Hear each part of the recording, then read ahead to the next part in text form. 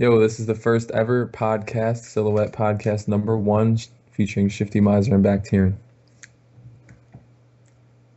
Okay, so the first thing we should talk about is the beginnings of SOCOM and the birth of ST itself. So when SOCOM 1 came out, I had the game for a while, and my friend Makuv asked to borrow it.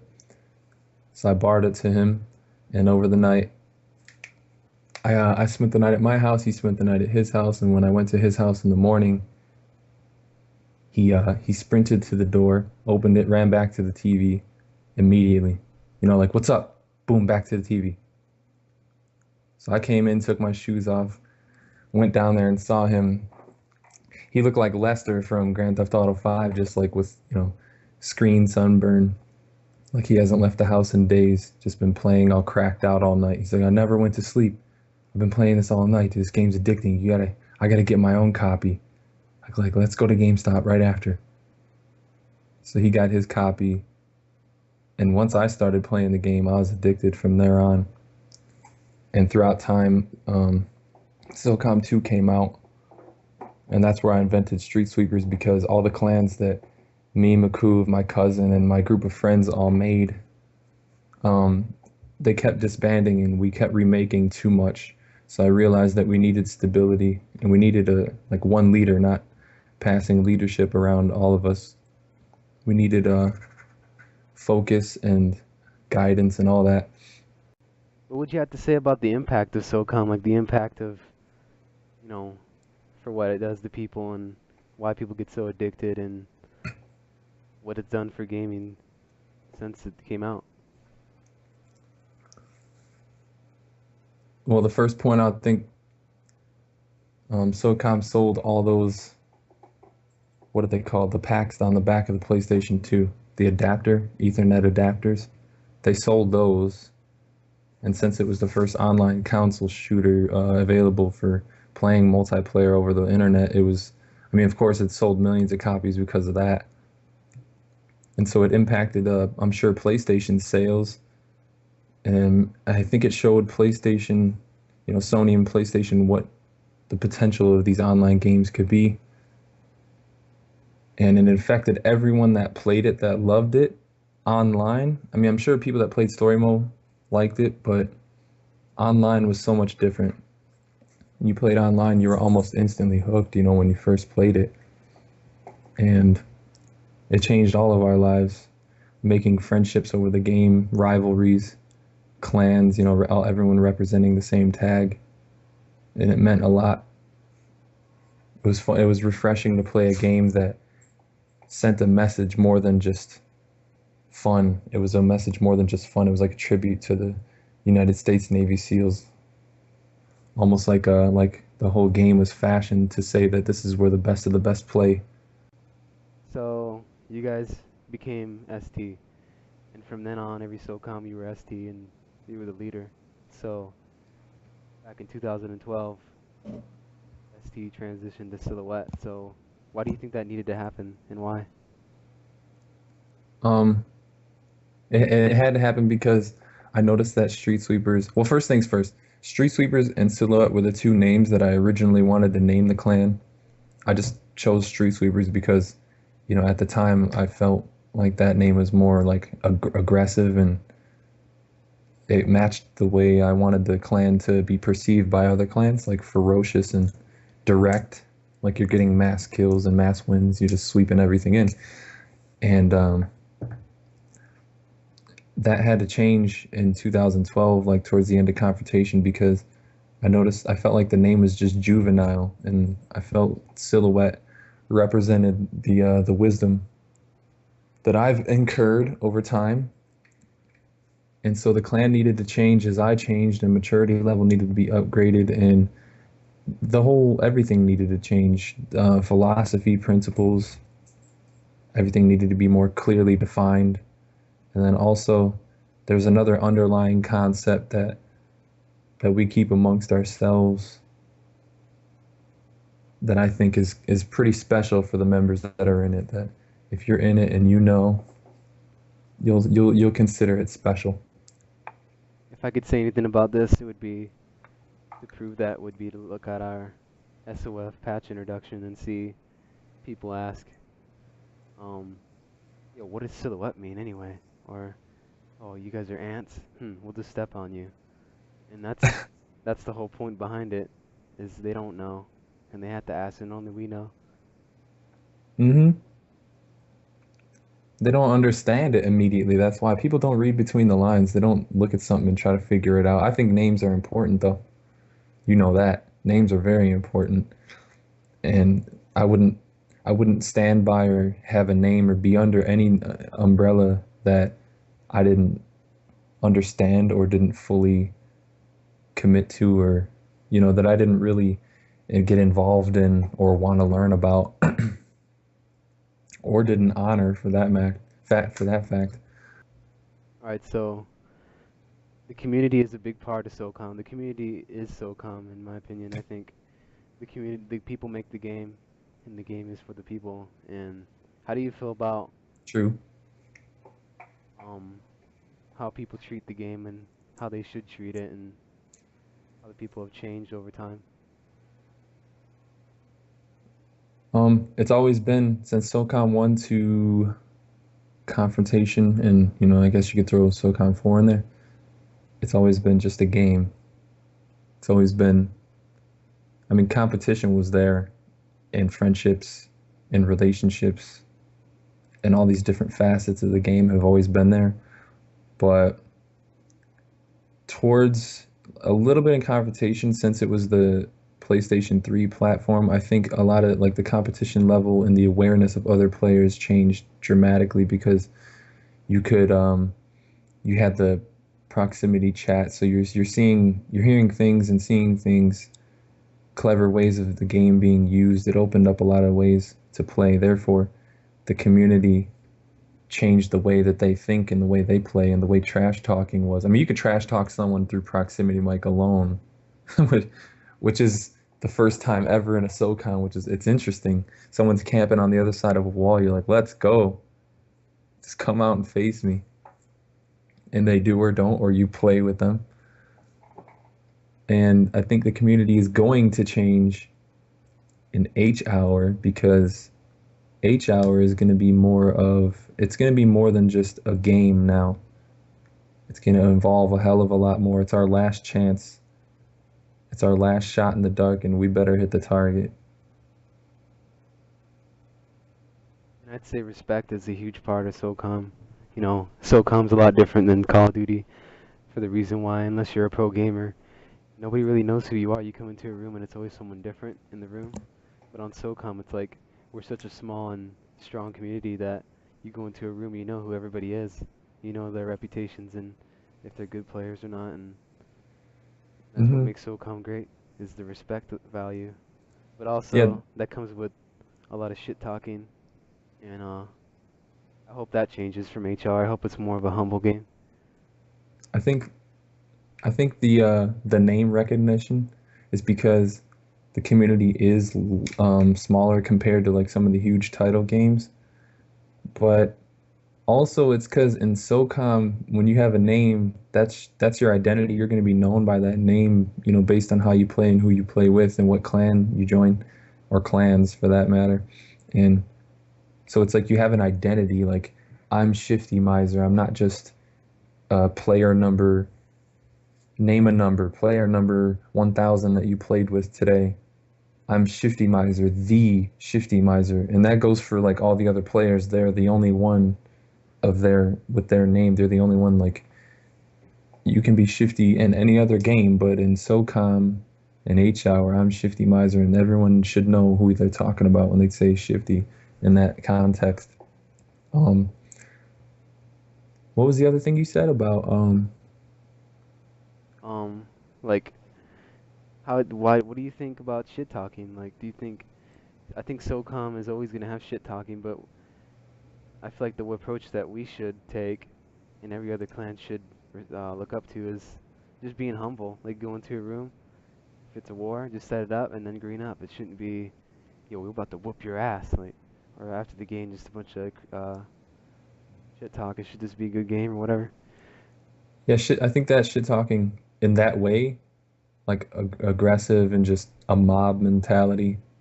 Someone doesn't like someone, so they like their whole clan or their whole group of friends will just mob on them for no reason. That comes because the community is small. So it's like everyone's vying for the number one position. Everyone's vying for notoriety and fame, and they all want to be the best. We all want to be the best. And so when the pond is small, any little territory, it's all, it's elbow room basically. It's what it is. Aggression is just elbow room in a small community like that. Okay, so I'm pretty sure a lot of people know this, but we went to go visit David Sears at SOF, and how was that experience? Like discovering H-Hour and then going to get to play the game before anybody really, except a select few. Um, what did you see there, and what would you say that needs to be changed, and what it would need to be a perfect SOCOM?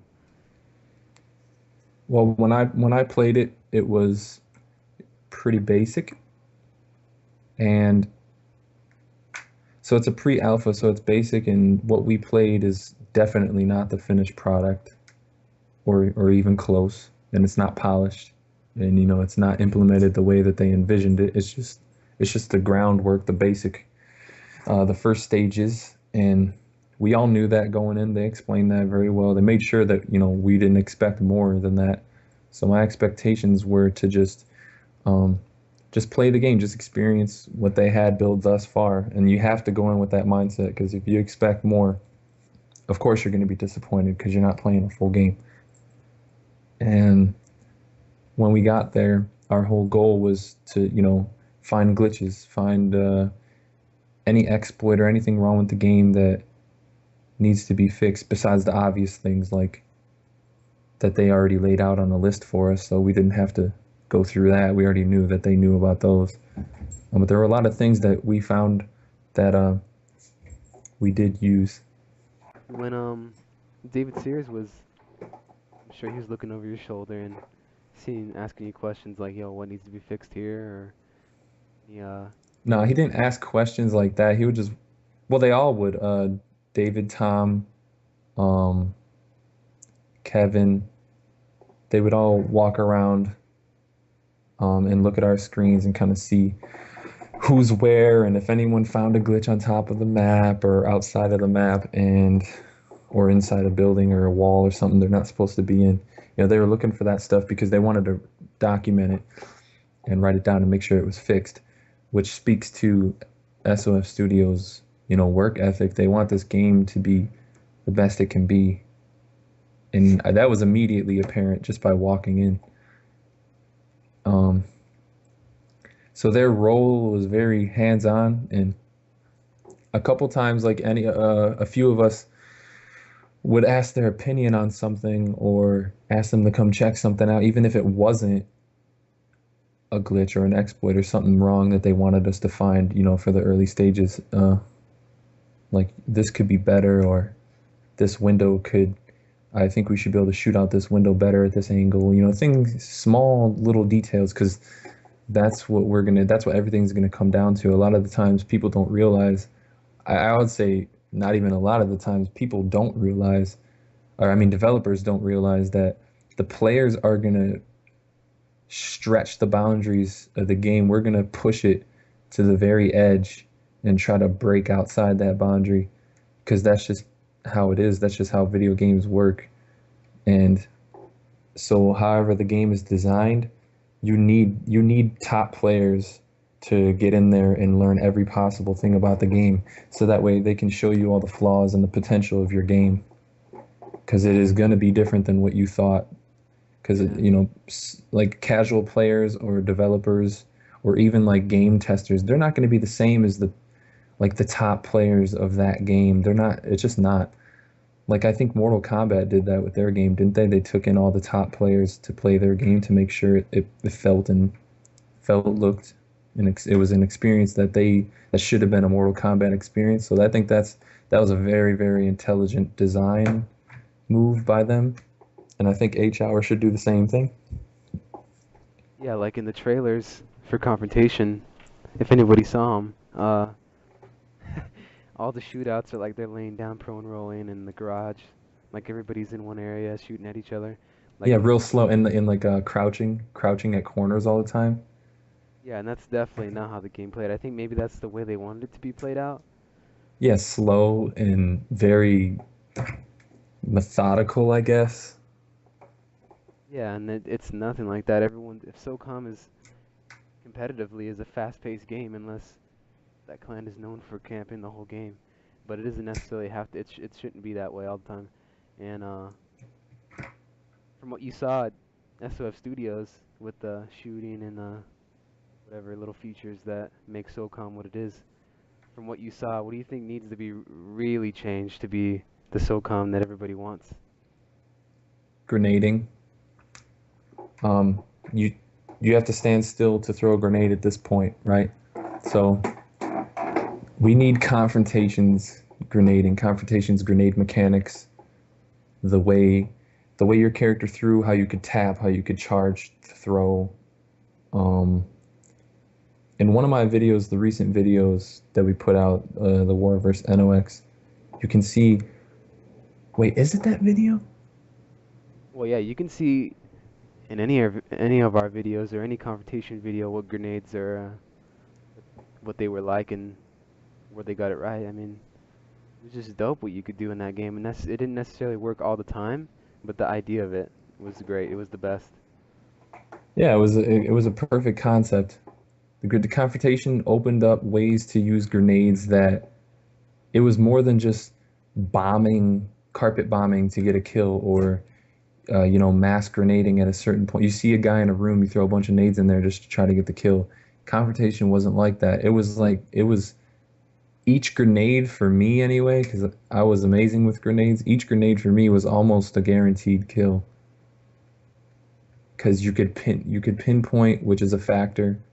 Um, but like the range that you could throw, how fast it took to throw. I think tap throw played a huge part of it. And also like the range of movement that you could throw grenades, like run by a staircase while throwing.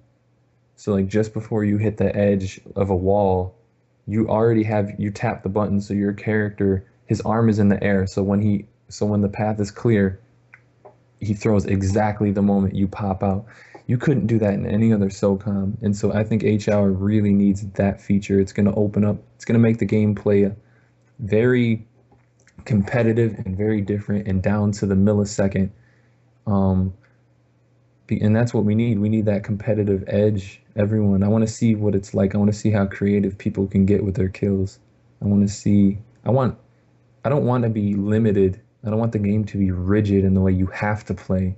The game should not dictate the way you play, and you should dictate the way you want to play the game. And so the more options and range of motion our character has, the better. The better you're going to see all different types of playing styles. Yeah. David Sears spoke about that in an article.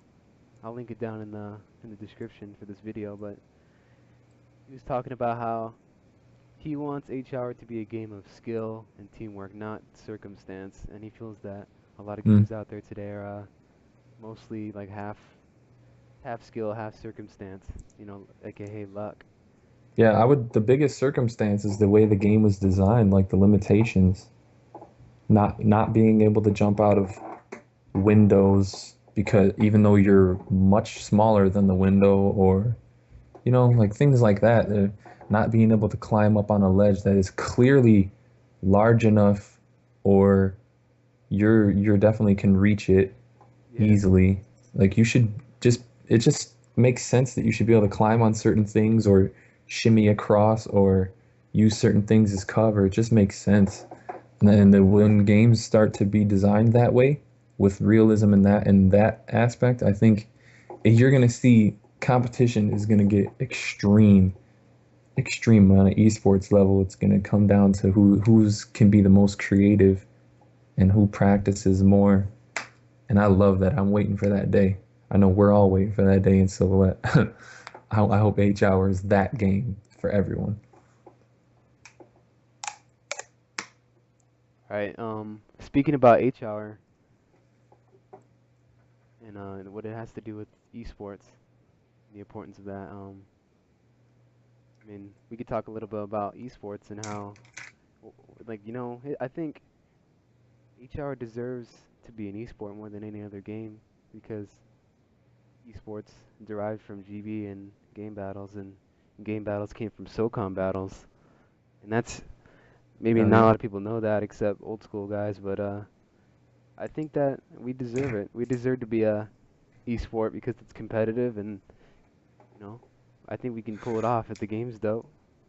Well, the PlayStation 2 probably sold as much as it did, or sold as I don't know as many consoles and games, or it was as popular enough to launch the PS3 with easy success maybe even because of SOCOM. Maybe it was the reason why, PlayStation had its success after the first one, after the PlayStation 1.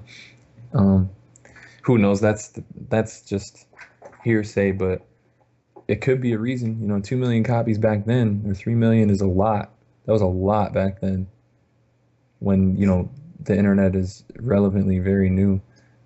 And I would say that SOCOM or H-Hour can change the world now in the way that SOCOM did back then. It could reinvent the gaming industry. It could set a new bar so high that everyone has to follow. You can't not follow it because you have to. It's just mandatory.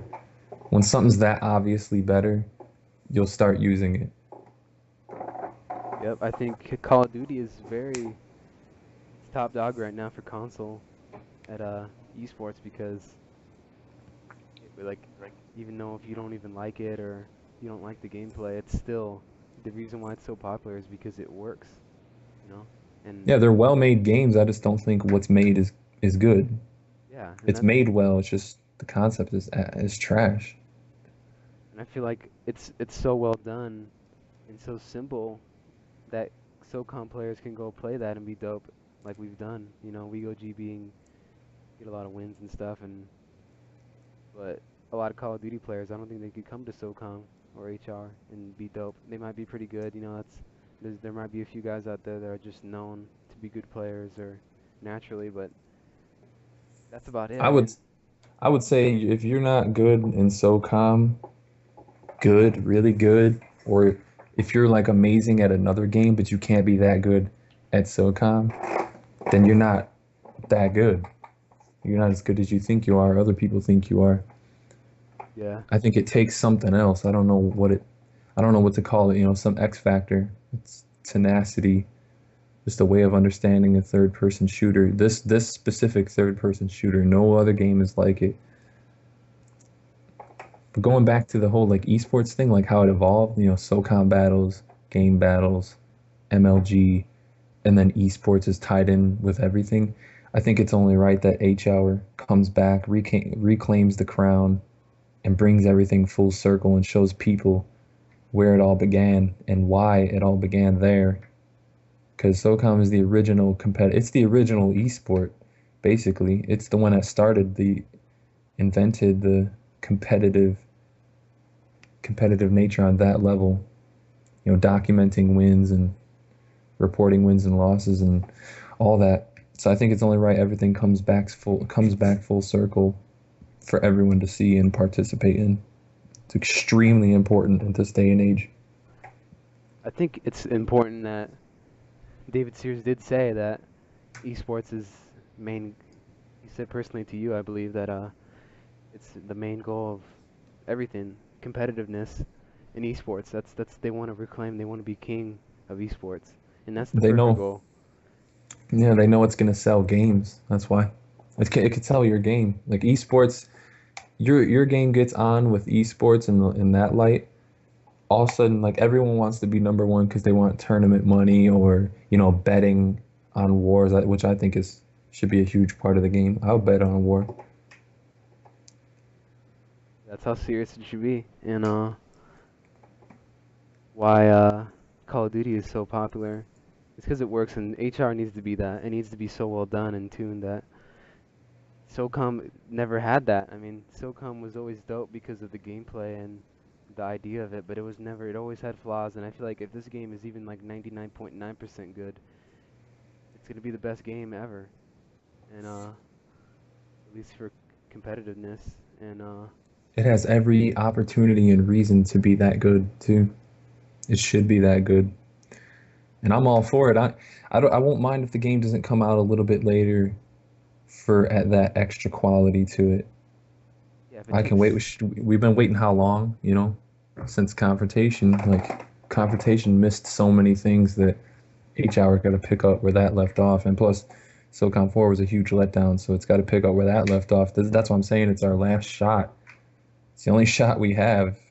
if it takes 6 more months to be better, that's the 6 more months is nothing for it to be better, and I'll wait gladly for that. And esports needs HR because have you ever noticed? I'm sure we've watched videos, and anybody listening, they might have watched videos, but just look at how the Call of Duty players, think of their game. For example, at the X Games gold medal ceremony, they were pretty happy, and then, but one player in particular was like just looking at his phone. He was kind of into it, but he was looking forward to going back to the hotel and having a meal or some shit. But SOCOM players are a lot different. I think we could change all of esports. If SOCOM players come to the events, we're gonna have special things to say. We're gonna think of it differently. Like, yeah, Kind we're of like, you know what you just reminded me of when Loaded Lux from Battle Rap, he said he came up with this thing, "You're gonna get this work." And it became like his slogan. And everyone has their little things like round enders or beginners. Like how Math Hoffa says, "Finally, Daddy's spending time with me." He does that. And at the end he is, "You don't got bars like that." It's it's interesting, like esports, we could be that for esports. It became like a zeitgeist in battle rap, and we can do that, but for esports in gaming and everything. Because one thing I know about SoCommers is I think we're more clever, like when it comes to dissing and all that. Don't you agree?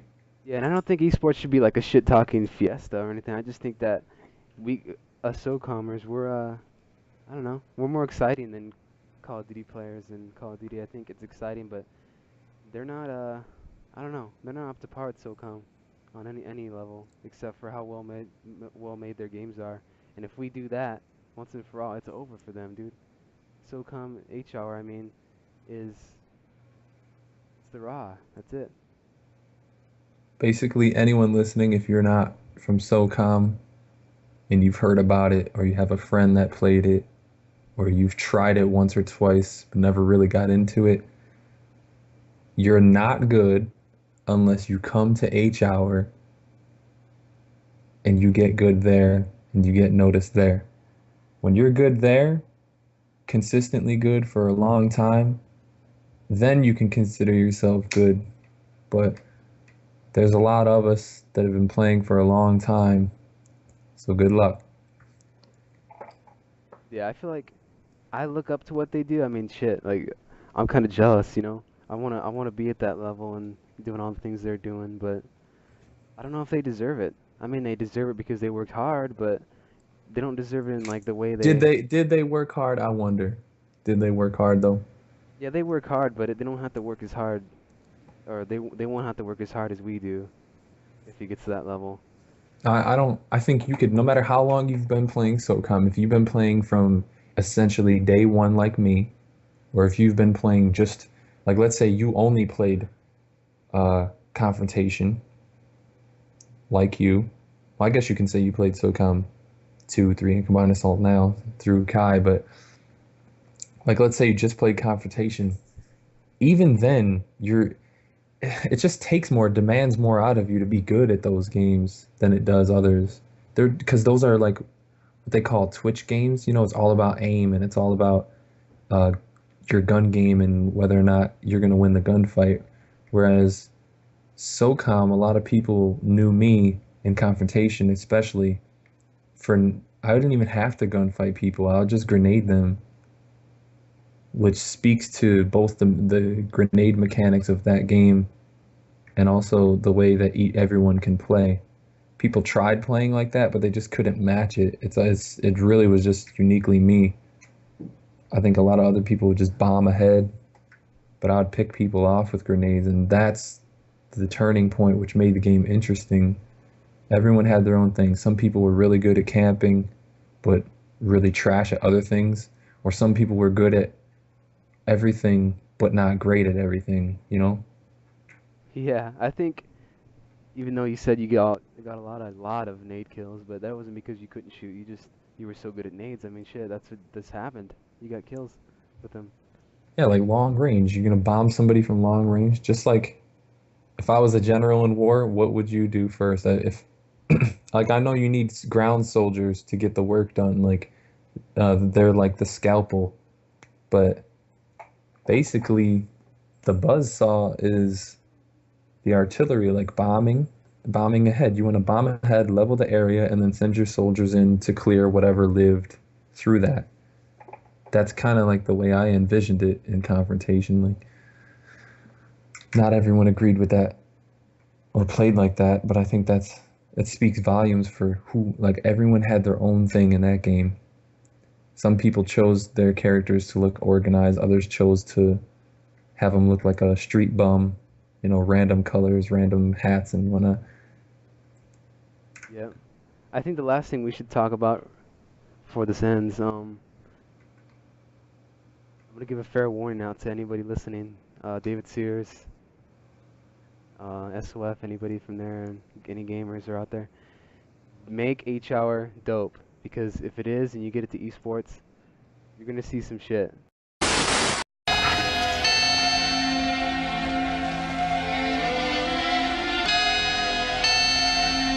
I gave you fair warning, beware, beware, beware.